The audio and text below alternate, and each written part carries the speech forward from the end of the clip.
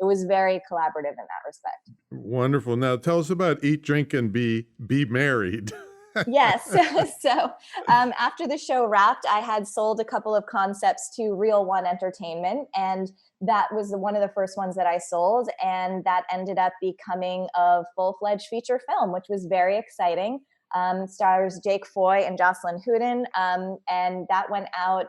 That premiered around the globe in Asia and Europe pretty much towards the end of 2019, and we are locking US distribution. So it actually has not come out here yet, but hopefully it will be coming out.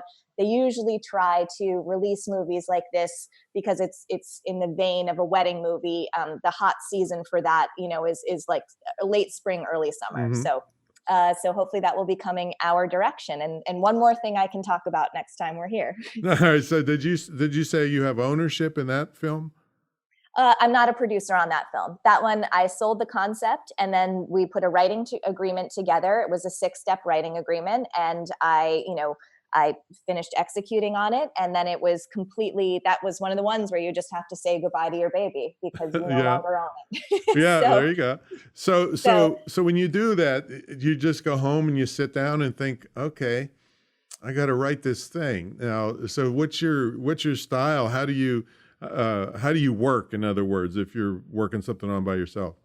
Well, it really depends on the project. In this case, it was fun to write because it was a lighthearted romantic comedy. And, that world, I knew that Real One makes movies that are intended for a more, how can I say this, like straight edged audience. Hmm.